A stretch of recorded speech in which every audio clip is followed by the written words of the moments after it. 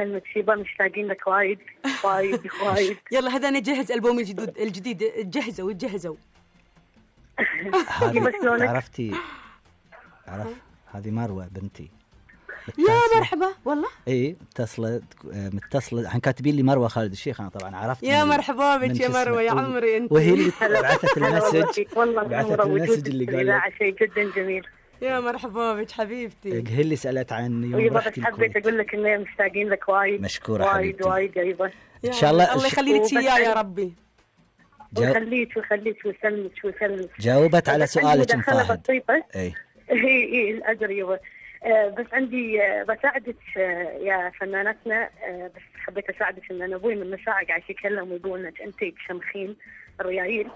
ترى حتى ابوي بيني وبينك يشمخ الريايل ويرفع اللسان ترى. لا لا لا لا لا انا ما قلت كذي مروه. انا اشمخ في الاغاني. نشمخ في الاغاني اوكي.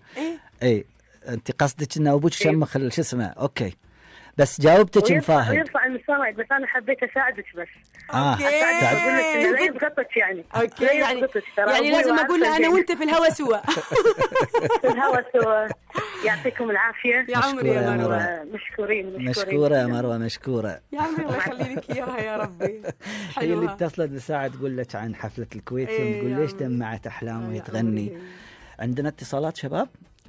عنا محمد الزعابي من الإمارات. يا مرحبا وأهلا وسهلا محمد. مجنون فيك وماني بعقل.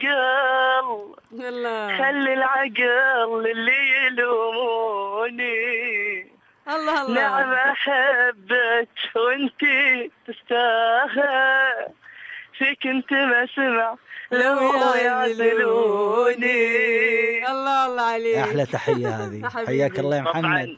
طبعا نحن مبسوطين اليوم نسمع صوت مفاهد. يا مرحبا بك يا مرحبا بك حبيبتي أحلام. وأنا توني بعت مسج على موبايلك أستاذ خالد. مشكور يا غالي. أقول لك إن نحن نتعلم منكم. أنتم رموز الخليج يعني. الله يطول بعمرك.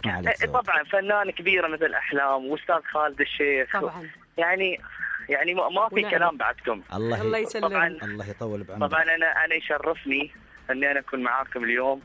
ووايد توكم من قبل شوي تتكلمون عن الفرص. أنا هذه فرصتي يا عمري. ما شاء الله عليك. الله يسلمك. يا مرحبا. هذه الله